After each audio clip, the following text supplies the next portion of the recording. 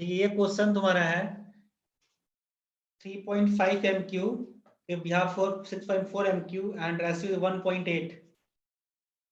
तो इसको हमको बना के दिखाओ बिना तुम लोग देखे, हम तुम लोग कोई डिस्कस नहीं करेंगे इसमें। Okay sir. तब लगेंगे तुम लोग क्लियर हो गया तुम लोग। हाँ बोलो।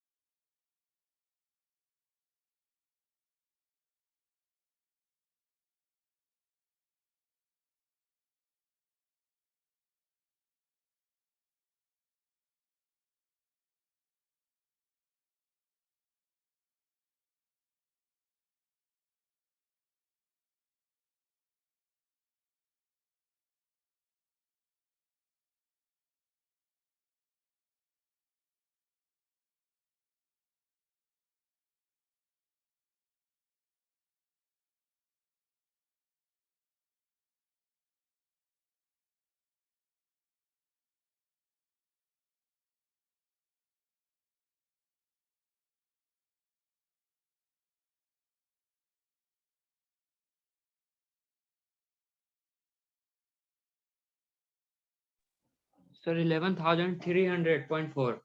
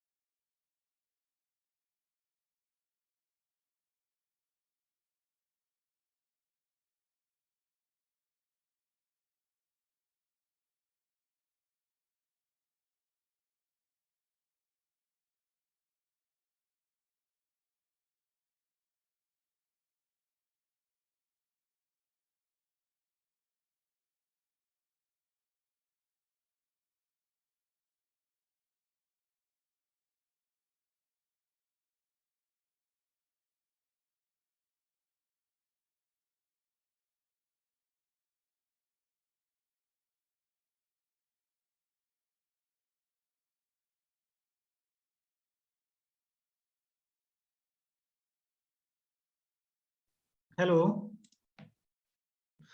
11300.4 kg व्हाट, ये क्या है? Sand, Yes, sir. Sand. Cement, how much bag? Sir, cement है 0.88. नो नो, एम क्यों नहीं, bag? Bag 25. Bag 25.36. Okay good, Number of bag. Okay. तो तुम लोग अब बना सकते हो ना।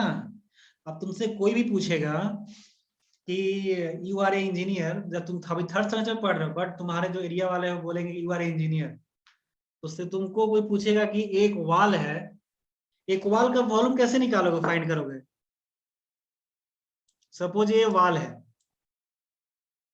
ठीक है, ये वॉल को प्लास्टर करना है। इस वॉल का जो है इसका 14 मीटर दिया हुआ है लंबाई, और इसका जो हाइट दिया हुआ है वो दिया हुआ है तुम्हारा 15 मीटर, और इसका जो थिकनेस है प्लास्टर का वो दिया हुआ है 10 mm। तो how to find the volume of wall, कि इस वॉल में कितना मोटार का वॉल्यूम आएगा, बताओ। Volume of mortar, V of mortar, कैसे फाइंड करोगे? तुम्हारा जो ये लेंथ है तुम्हारा 40 मीटर दिया हुआ है, ये 15 मीटर, ये 10 mm। How to calculate? तब ना तुम लोग कोई पूछेगा तो बता सकते हो। क्वेश्चन कैसा है ये?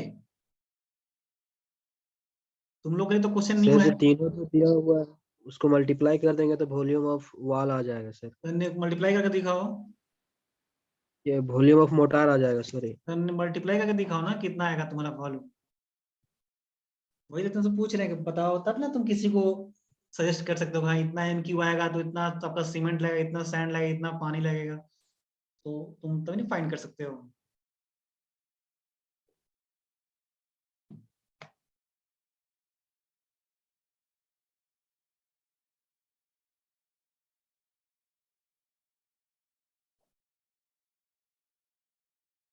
This question is clear or not? सबको क्वेश्चन समझ में आ रहा है? क्वेश्चन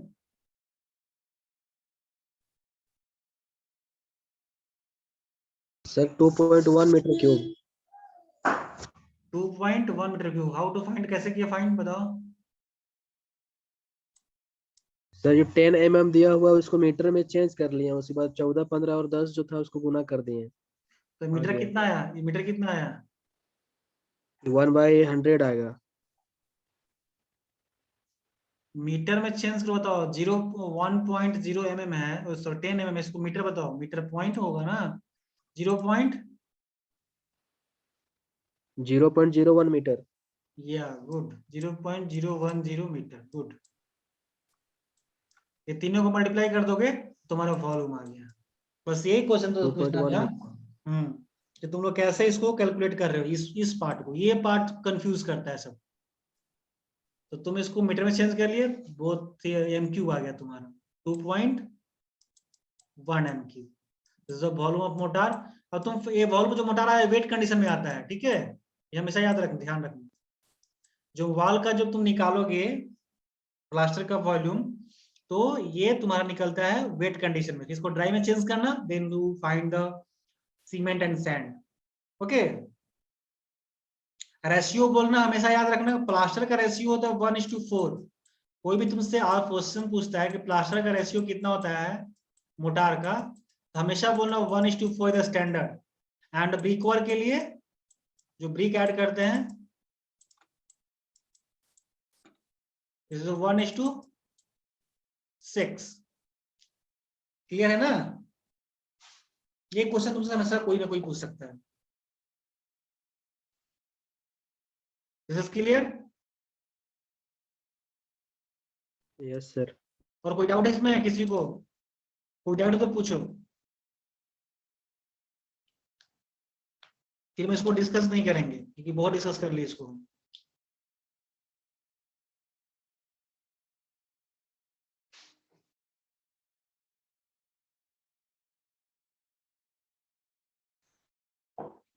सर ये वाला क्वेश्चन में जो साइज लिखा हुआ था, also compute the size of the cubic room box required to store the ये सीमेंट बैग, एक्चुअली इसको है, कैसे? ये है कि एक क्यूब रूम जो ये जो बैग सीमेंट को रखने के लिए, सीमेंट बैग को स्टोर करने के लिए कितना क्यूबिक रूम का हमको रिक्वायरमेंट होगा, ये तुम्हारे लिए ये सब नहीं है, क्लियर ऐसे दिया हुआ है। मतलब जो सीमेंट तुम्हारा फाइंड हुआ, इसको एक रूम रखने के लिए तो कितना लगेगा, कितना क्यूबिक साइज का रूम लगेगा, इसका ये दिया हुआ। ये कहीं क्वेश्चन नहीं मिलता दिखाने के, मतलब कैलकुलेशन करने के लिए, ये ऐसे ही है। ये तो हम लोग ऐसे ही बनाए थे इसको। तो और बोलो, और किसी को कोई डाउट? अब बताओ, कंस्ट्रक्शन टाइम पे कोई थोड़ी रूम सर्च करता है कि हमको इतना बैग सीमेंट रखना है तो हमको कितना बाय साइज का रूम चाहिए। वो तो कहीं भी रख सकते हैं ना सीमेंट, बस ओपन एरिया नहीं होना चाहिए, ऐसा ही रहता है ना। यस सर, उसको जमीन Yes. से उठा के रख, थोड़ा सा गैप रहता है। अच्छा, निकालना हो तो क्या करेंगे, एक सीमेंट बैग का हम लेंथ ब्रेथ और हाइट कैलकुलेट कर लेंगे, उसके अनुसार निकाल लेंगे, नहीं निकल जाएगा। यस सर, निकल जाएगा। This is very easy. अगर हमको निकालना ही होगा रूम का साइज, कितना रूम लगेगा, तो ये जो बैग सीमेंट होता है ऐसा, उसका एक बैग का सैंपल हम लोग लेंथ ब्रेथ और हाइट मेजर कर लेंगे, उतना एमक्यू निकल जाएगा। फिर जितना बैग है उसका मल्टीप्लाई कर देंगे, उस एरिया को देखेंगे कि मेरा कितना एरिया लगेगा, उसको तुम बता देंगे कितना एरिया का तुमको स्पेस चाहिए बॉक्स। ओके, सर और कोई बाय डाउट? वॉल्यूम से भी तो निकल सकता है। हाँ, आप वॉल्यूम से निकल जाएगा। एक बैग का वॉल्यूम ले लेंगे, जितना नंबर ऑफ बैग्स रहेगा उससे मल्टीप्लाई कर देंगे, फिर जो रूम का वॉल्यूम जितना आएगा उससे डिवाइड कर देंगे तो पता बस, चल जाएगा। हाँ गुड, ये तो तुम लोग पता है सर, तुम लोग को तो ऐसे निकल सकता है। मतलब दोनों वे है निकालने का। अगर नहीं कि कोई किसी को वॉल्यूम पता है तो कोई क्या करेगा, वन बैग सीमेंट का लेंथ ब्रेथ हाइट ना पे मेजर करेगा, सबका तो सेम ही रहेगा, एक बैग का जो सीमेंट आता है 50 केजी का, उसके अनुसार तुम्हारा फाइंड हो जाएगा। This is very easy, simple way, जो नहीं पढ़ा लिखा रहेगा वो भी निकाल सकता है। और बताओ, और किसी को कोई क्वेश्चन इसमें, कोई कोई क्वेश्चन है किसी को, डाउट? देखो ये सब तो जो जो तुम लोग का क्वेश्चन है, ये सब जो तुमको बता रहे हैं, यही तुम्हारा मेन पार्ट है।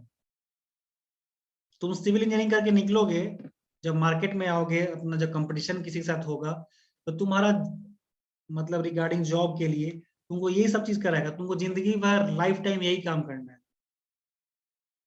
ब्रिक्स, सीमेंट, सैंड, कंक्रीट और एनफोर्समेंट, यही चार चीज दिन में काम करना है। या तो how to estimate, how to calculate items, कितना हमारा सीमेंट लगेगा, कितना सैंड लगेगा, कितना एग्रीगेट लगेगा, कितना एनफोर्समेंट लगेगा, तुमको फाइंड करना है। यही तुम्हारा काम है सिविल इंजीनियर का।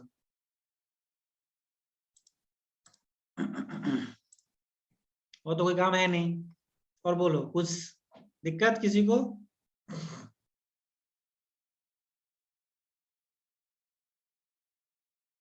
वाटर कैलकुलेशन हो गया?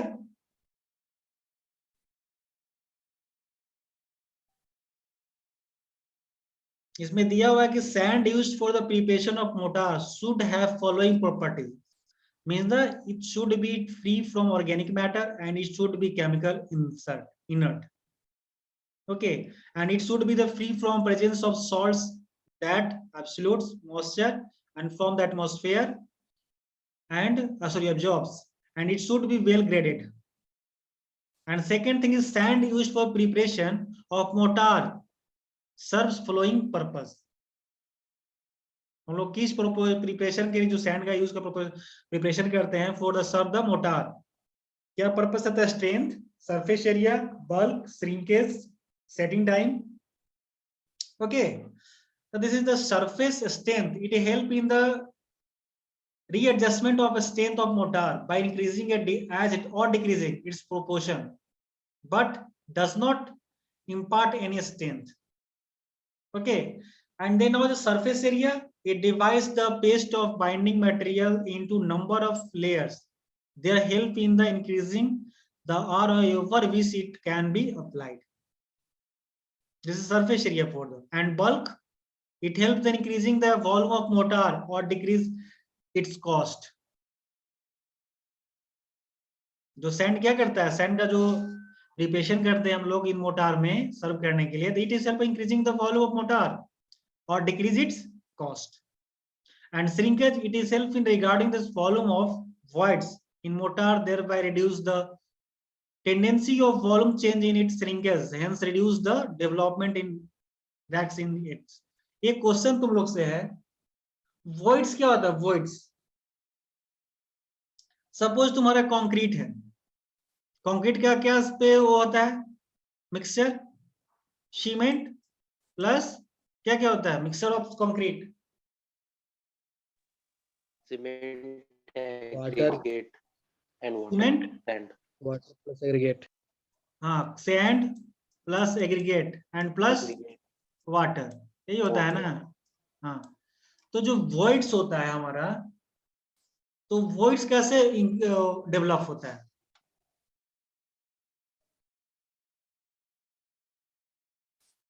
वॉइड्स को कौन कौन किसको, कोई कौन सा पार्ट जो आइटम है किस वॉइड्स को फिल करता है? सपोज ये मेरा कॉलम है, ठीक है, कॉलम कास्ट करना है, तो इसमें सीमेंट, सैंड, एग्रीगेट और वाटर, ये पोर्ट का मिक्सचर है कंक्रीट, इसमें वॉइड डेवलप हुआ कि नहीं होगा? होगा सर. कैसे होगा? इसमें एयर किस बबल्स की वजह से. या good, first air bubbles. Air bubble इसको फील कौन करेगा? इसको फील करेगा आपका सीमेंट और वाटर का जेल और फिर सैंड. या गुड, देखो गुड, तुम्हारा कैसे सीमेंट और जो सैंड, सीमेंट और जो वाटर होता है, जो सीमेंट और वाटर का जो जेल है वो फील करता है सैंड का वॉइड्स को, और सैंड और सीमेंट एंड वाटर जो का जेल होता है वो फील करता है तुम्हारा ग्रेवल का वॉइड्स, मतलब बिग पार्टिकल्स. इसीलिए इसको हम बोलते हैं gradation of aggregate. Gradation of aggregate किसको बोलते हैं, क्यों बोलते हैं? क्योंकि जब भी तुम ग्रेवल यूज करोगे तो वन साइज के ग्रेवल कभी यूज होता है क्या? अगर हमको 20 mm का यूज करना है तो क्या सारा एग्रीगेट उसको 20 mm का ही रहता है? Yes or not? No sir, fine और कोर्स दोनों नहीं मिला सर. के होता है. No no no, fine, fine तो तुमको बोलते हैं सैंड को, एग्रीगेट में बोल रहे एग्रीगेट. हमको बोलते हैं कि कोई नहीं सर, डिजाइन एक बनता है बराबर कि 20 mm का तो रहेगा ही नहीं सर. सबका साइज अगर सेम रहेगा तो नंबर ऑफ वॉइड्स बहुत ज्यादा हो जाएगा. या गुड, इसीलिए उसको हम बोलते हैं ग्रेडेशन ऑफ एग्रीगेट. जब भी एग्रीगेट जो होता है उसमें जब भी देखोगे तुम तो 20 mm का नहीं रहा, हम बोलते हैं कि हमको 20 mm का चाहिए, बट 20 mm का रहता नहीं है, उसमें 10 भी रहता है, 12 भी रहता है, कहीं कोई कुछ 5 mm का भी रहता है. अगर ये इतना पार्ट नहीं रहेगा तो इसका वॉइड्स तो बहुत ज्यादा वॉइड्स बढ़ जाएगा ना, इंक्रीज हो जाएगा. इसलिए 20 mm का वर्ड्स को फिल करने के लिए that use the 10 mm, 12 mm, 5 mm as show. तो ऐसा यूज करते नहीं हम लोग, मतलब हम लोग इसको रिक्वायर्ड नहीं करते हैं, बट ये उसमें रहता है. जब तुम सीयू एनालिसिस को करोगे एग्रीगेट को तो देखना कुछ साइज छोटा निकलता है. That is the gradation of aggregate. ये क्वेश्चन तुमको इंटरव्यू में हमेशा पूछता है, what is the gradation of aggregate और which type of items fill the voids in the concrete. So your question is, your answer is good. Cement and sand gel fill the fine aggregate voids, and cement, sand and water, these are the fill the gravel voids. इसी को हम लोग बोलते हैं this is called gradation of aggregate. Clear? Yes sir. Okay, ये सब question तुम्हारा हमेशा याद रखना, ये सब चीज तुम लोग भूलने का चीज नहीं. एक होता है ज्वाइंट. ज्वाइंट क्या होता है? ज्वाइंट से तुम लोग क्या समझते हो? ये सब तुम लोग का मॉक क्वेश्चन है, interview question. Joint in construction, एक ज्वाइंट तो बहुत सारा होता है ना,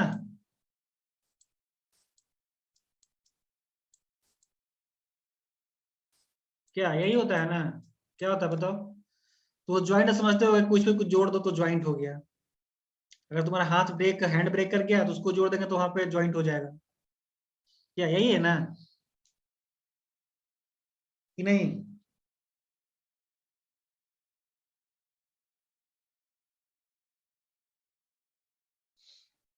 बोलो.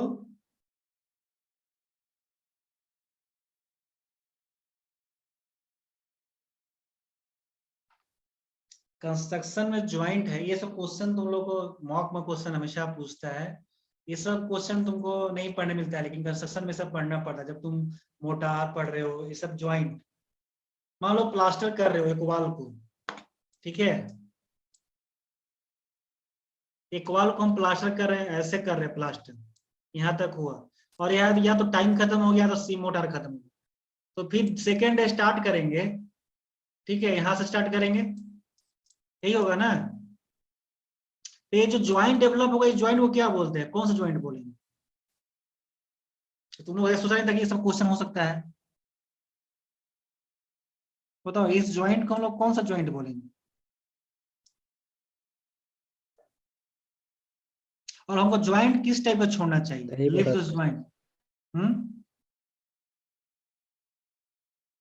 कोर्स टाइप का छोड़ना चाहिए था सर, जैसे कि उबड़ खाबड़ थोड़ा होना चाहिए, तब जाके जो नेक्स्ट मोटर जो लगाएंगे हम उस पे खप जाए और उसको लेके फिर आगे चलेगा। प्लेन या पूरा कर देंगे तो फिर zigzag, दोनों। इस टाइप का छोड़ना चाहिए ना। Yes sir. ये ज्वाइंट जो होता है, तुम या तो कॉलम कास्ट करो, ठीक है, या तुम प्लास्टर करो। प्लास्टर में भी तुमको, सपोज ये प्लास्टर कर रहे हैं हम लोग इसमें, तो जब भी ज्वाइंट को लीव करेंगे तो ऐसा हुआ, ऐसा ऐसा ऐसा, इसमें ऐसे करते हैं, ठीक है, नॉट कि तो पूरा जिगजैग नहीं, ऐसे नहीं, ऐसा किस में करते हैं, कॉलम में। सपोज ये कॉलम कास्ट कर रहे हो, ठीक है, this leave the this type, ऐसे, नॉट कि ये प्लेन अगर छोड़ दिए तुम, तो this is the very bad things. ये ऐसा नहीं छोड़ा, ऐसा के छोड़ने से क्या होता है कि यहाँ पे ज्वाइंट डेवलप होगा, ये ज्वाइंट कभी भी ब्रेक करने का बहुत ज्यादा, मैक्सिमम 99% चांस होता है ब्रेक करने आफ्टर कास्टिंग। जब भी ज्वाइंट छोड़ना चाहे, वॉइड्स का भी तो बढ़ जाता है चांस ना। हाँ, नहीं तो ये ज्वाइंट का मतलब ही है कि ये कभी भी, मान लो सपोज यो जो प्रेशर लोड पड़ता है, तो ये तो वर्टिकल लोड पड़ता है, मान लो ये तुम ऐसा क्लियर छोड़ गए, ऐसा मान लो कभी तुम्हारा लोड कभी साइड से विंड लोड पड़ा है, ये तो इसको तोड़ सकता है ना, घिसका सकता है ना, इधर से रिप्लेस कर सकता है। बट ये जो ज्वाइंट करोगे तो ये ऐसा नहीं हो, ये दूसरे को सपोर्ट करके बाइंड करके रखता है। तो इस ज्वाइंट को क्या बोलते हैं हम लोग? This is called construction joint. This is called construction joint. 3 types का ज्वाइंट होता है, एक होता है कंस्ट्रक्शन, एक होता है कॉन्ट्रैक्शन, ठीक है, एक होता है एक्सपेंशन। ये 3 ज्वाइंट होता है कंस्ट्रक्शन लाइन में। ये 3 ज्वाइंट पे पूरा सिविल वर्क काम करता है, जहां ज्वाइंट डेवलप होता है।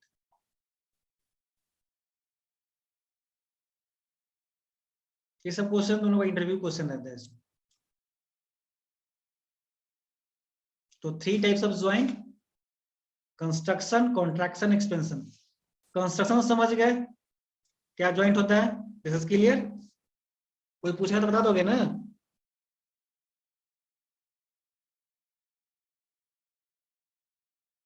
बोलो, इसमें कोई डाउट है? Yes sir.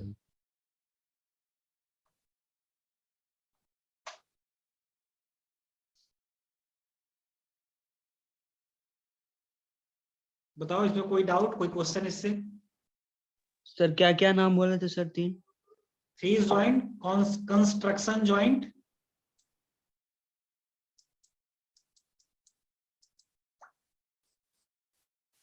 construction, second one is a contraction, CONTRATION, and third one is the expansion.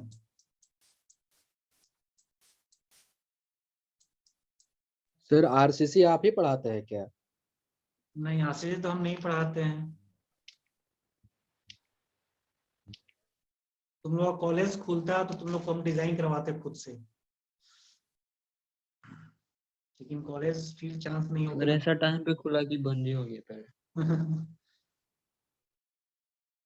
Sir अब नहीं लगता है 4 साल और खुलेगा सर, ऑनलाइन डिग्री मिलेगा हम लोग को। हाँ, तुम लोग को लग रहा है ऑनलाइन डिग्री तुम लोग ले लोगे, ये तो अच्छा चीज नहीं है ऑनलाइन डिग्री लेना, बट क्या करोगे, ऐसा सिचुएशन ही आ गया है कि, क्योंकि तुम लोग को लैब सर करना डिग्री का बहुत, तो सर वैल्यू भी गिर जाएगा ना सर। लैब का तो बहुत जरूरी है तुम लोगों को। लैब सिविल को बिना फिजिकल लैब का कोई नॉलेज नहीं है, क्योंकि फिजिकल सर लैब बहुत जरूरी है, बहुत इम्पोर्टेंट।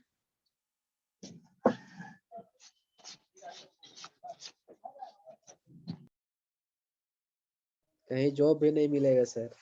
नहीं नहीं, ऐसा नहीं, जॉब मिल जाएगा, लेकिन तो नॉलेज रखना पड़ेगा जो तुम लोग को लैब, क्योंकि ये सब तुमको थोड़ा वीडियो दिखाएंगे तुम लोग को, बट वीडियो भी यूट्यूब पे तो बहुत सारा रहता है, बट फिजिकली लैब करके वीडियो बनाना सिविल में विदाउट मैन पावर का पॉसिबल नहीं है,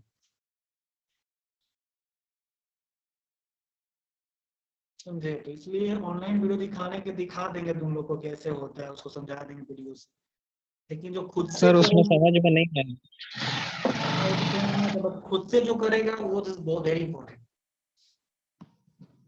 तो कॉलेज जब गवर्नमेंट ये सब नहीं खुल रहा है तो क्या करो, खुलेगा कुछ दिन में तो लैब करना, फिर आके से जो क्लास टाइम होगा ना, थ्योरी क्लास यस नहीं सर। करके तुम लोग सिर्फ लैब करना, तो थ्योरी क्लास में भी लैब करना, तो तुम लोग होगा कि सारा लैब तुम लोग सीख सकते हो। सर लैब के लिए सेमेस्टर में तो निकल जाएगा ना सर, आप फिर टाइम दे पाइएगा हम लोग को? क्यों नहीं देंगे तुम लोग को टाइम? तो तुम लोग रहोगे, एक्टिव रहोगे, तब तुम लोग को टाइम क्यों नहीं देंगे? तो सेमेस्टर का जो, मान लो हम नेक्स्ट सेमेस्टर में आएंगे, उस टाइम जो थ्योरी क्लास होगा, जहाँ 4 क्लास लेंगे वहाँ 2 क्लास तुम थ्योरी लेंगे, 2 क्लास तुम लोग लैब करा देंगे, तो थ्योरी क्लास तो कंप्लीट हो जाता है सिलेबस, तो उस टाइम में तुम लोग लैब कर लेना क्या। Yes sir. क्योंकि तुम लोग का सिविल का लैब बहुत जरूरी है, लैब करोगे तभी सीखोगे, ऐसे तो पॉसिबल ही नहीं है सीखने का। और ऑनलाइन लैब में तो ऐसा ही है, सिर्फ थ्योरी पढ़ा रहे हैं। कुछ समझ में नहीं आता है सर ऑनलाइन लैब। वो तुम समझ रहे प्रॉब्लम को, लेकिन क्या कर सकते हो, उसमें कोई सॉल्यूशन भी इसका नहीं है। सॉल्यूशन ये है कि कुछ वीडियोस डाउनलोड करेंगे, दिखा देंगे तुमको कि ऐसे ऐसे होता है, इसका ऐसा रिजल्ट आएगा, ये तुम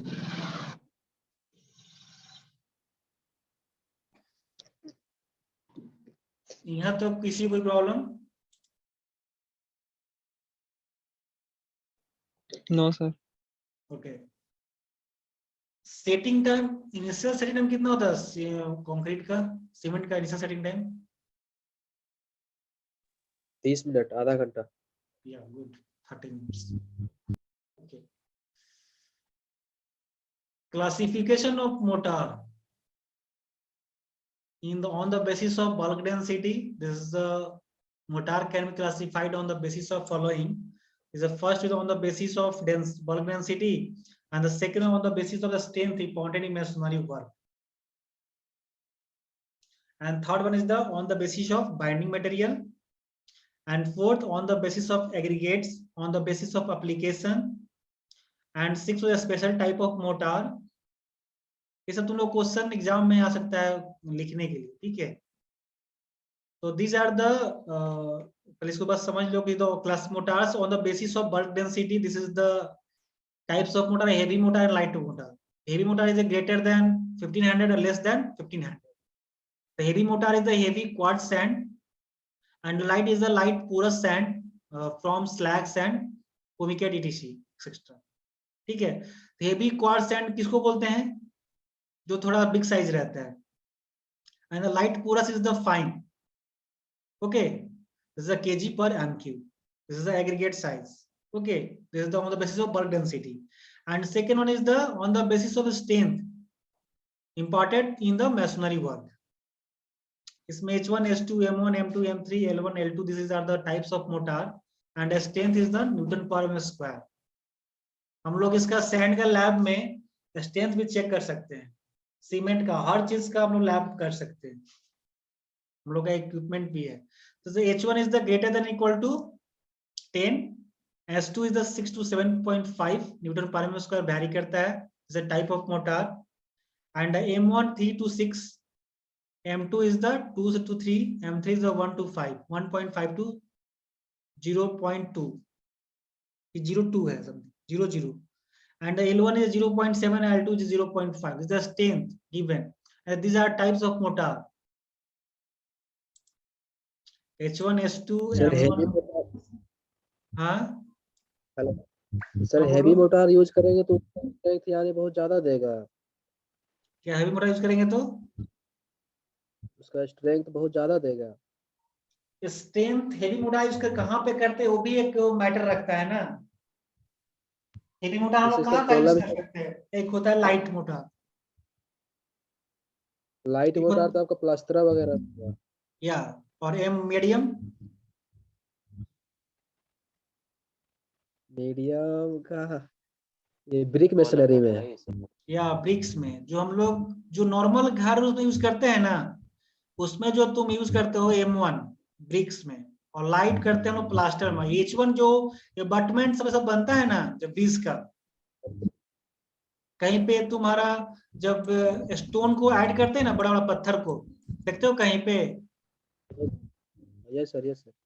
ये बटमेंट के रूप में यूज करते हो, वहां पे हम लोग हेवी यूज करते हैं, जहाँ पे सैंड का भी साइज थोड़ा सा फोर्स रहता है, तो वहां पे हम लोग क्या करते हैं, use the heavy motor. Medium, this is the normal brick work जो हम लोग घर में जनरली यूज करते हैं, commercial. L1 is the plaster, L1 and 2, जिसका स्ट्रेंथ वेरी करता है दिस से। H1 का होगा हेवी का greater than equal to 10, and H2 is 6 to 7.5 newton per metre square. Medium का तो है लाइट का, ठीक है। This on the basis of. Sir floor का ढलाई के लिए कौन सा सीमेंट यूज करते हैं, ये कौन सा टाइप का मोटर? ढलाई में तुम फ्लोर का कास्टिंग भी बोल रहे हो, मोटार भी बोल रहे हो। फ्लोर कास्टिंग मोटार यूज नहीं नहीं करोगे? सर, मोटार मोटार नहीं सर, जैसे आप मोटार बताए ना H1 H2 M1 M2, तो उस टाइप में फ्लोर का उसमें ढलाई भी के लिए सेम कौन सा चीज है, उसमें भी सेम चीज है। एक होता है कंक्रीट, होता है कंक्रीट में क्या होता है, हाई स्ट्रेंथ ऑफ कंक्रीट। देखो, एक होता है M5 to M80, ठीक है, M80 तक होता है कंक्रीट का ग्रेड, ठीक है। M5 से M10 तक हम लोग यूज करते हैं PCC के रूप में, प्लेन सीमेंट कंक्रीट। M5 और M8, M10 तो हम लोग रोड में यूज करते हैं, PCC में जो रोड PCC रोड होता है, और इसको नॉर्मल वर्क में भी यूज करते हैं। बट M15,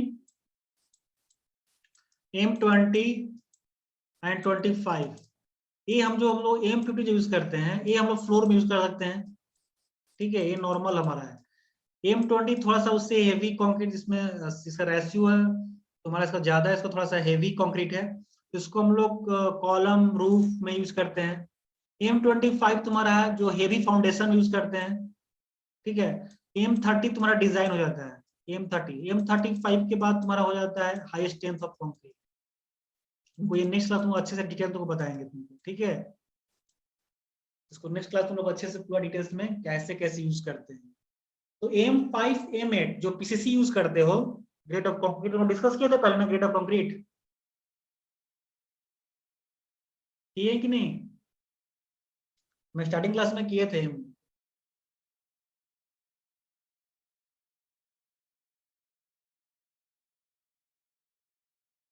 बोलो।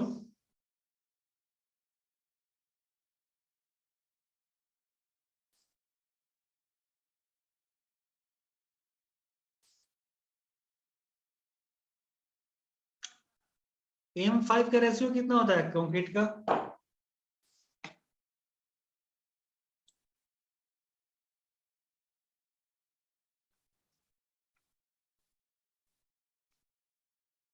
बोलो।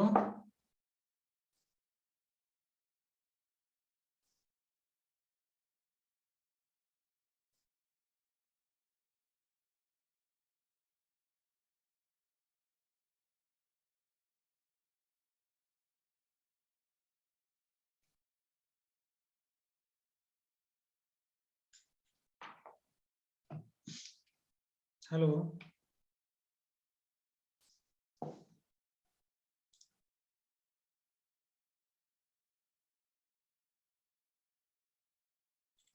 The M5 ratio is the 1:5:10.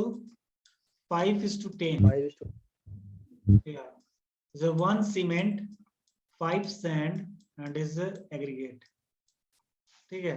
वैसे ही तुम्हारा एम 8 होता है, एम बुक में पढ़ता है एम 7.5 होता है इसका ग्रेड, बट हम लोग बोलते हैं इसको एम 8। इसका होता है 1:4:8। वही सेम एम 10 कितना होगा 136, तो घटा दो इसको। एम 15 का कितना होगा 1:2:4। एम 20 का कितना होगा 1:1.5:3। एम 25 का कितना होगा 1:1:2। इसको हमेशा याद रखना है। और क्या, एम 30 का भी डिजाइन होता है, एम 35 का डिजाइन होता है, ठीक है। इतना का रेशियो गिवन रहता है, ठीक है। हम लोग उसको नेक्स्ट क्लास में डिस्कस करेंगे अच्छे से, यस सर। ठीक है। तो फिर नेक्स्ट क्लास में मिलते हैं हम लोग। यहाँ तक सबको क्लियर है ना, किसी को कोई दिक्कत? Yes yes sir. Sir. Okay चलो, थैंक यू। सर नोट्स भेज दीजिए। हाँ नोट भेज देंगे, सब भेज देंगे।